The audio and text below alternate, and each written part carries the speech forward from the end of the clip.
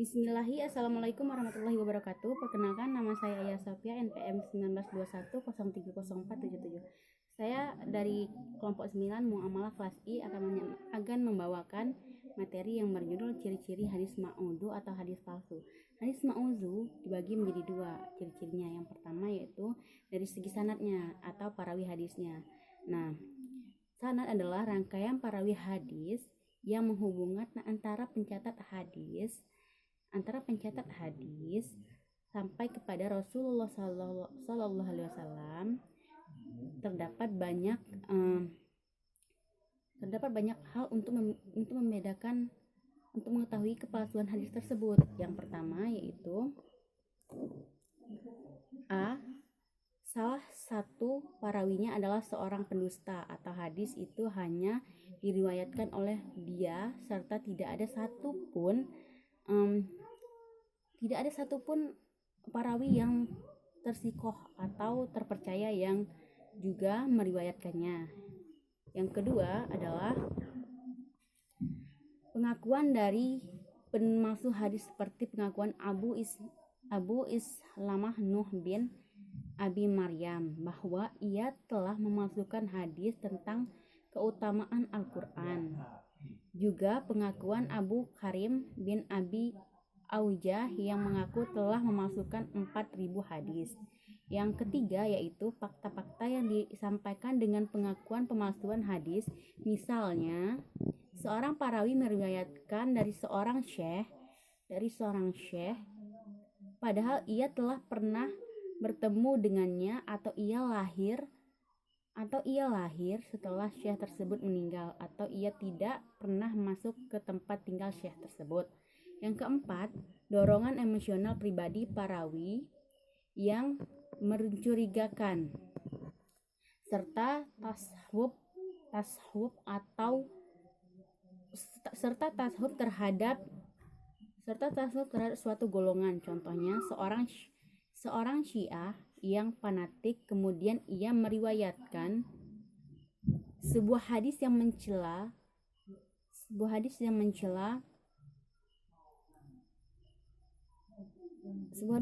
para sahabat atau mengganggukan ahlul bait. Yang kedua, dari segi matan atau isi hadis. Nah, matan adalah isi sebuah hadis, di antaranya hal yang paling penting untuk bisa mengetahui kepalsuan sebuah hadis tersebut. Nah, dari segi matan tersebut terdapat juga beberapa ciri-ciri, yaitu yang pertama, tata bahasa atau struktur kalimat. Struktur kalimatnya jelek, sedangkan Rasulullah SAW adalah seorang yang sangat fasih dalam menggunakan kata-kata. Nah, karena beliau adalah seorang yang dianugerahkan oleh Allah Subhanahu wa taala jamailul kalim, kata pendek atau mengandungkan arti luas. Nah, yang kedua isinya rusak karena bertentangan dengan hukum-hukum akal yang pasti, kaidah-kaidah akhlak yang umum, atau bertentangan dengan fakta yang dapat dicerna oleh indera manusia. Contohnya adalah sebuah hadis yang artinya bahwasanya kepada Nabi Nuh tawaf keliling Ka'bah 7 kali lalu salat 2 rakaat di belakang makam Ibrahim. Nah, yang ke-C adalah bertentangan dengan nas Al-Quran, Al-Sunnah atau ijma yang pasti, dan hadis tersebut tidak mungkin dibawakan kepada makna yang benar. Nah, yang contohnya seperti dalam hadis yang artinya anak zina itu tidak dapat masuk surga sampai 7 keturunan. Nah, yang keempat atau D, bertentangan dengan fakta sejarah pada zaman Rasulullah SAW.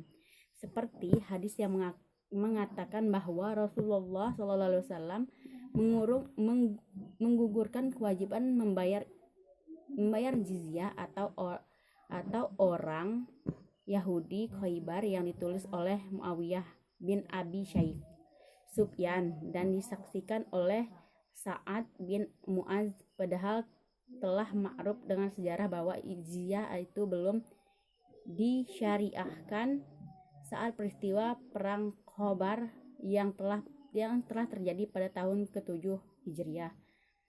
Nah, sekian presentasi dari saya. Lebih dan kurangnya saya mohon maaf, kepada Allah saya mohon ampun. Saya akhiri, wabillahi taufiq wal hidayah. Wassalamualaikum warahmatullahi wabarakatuh.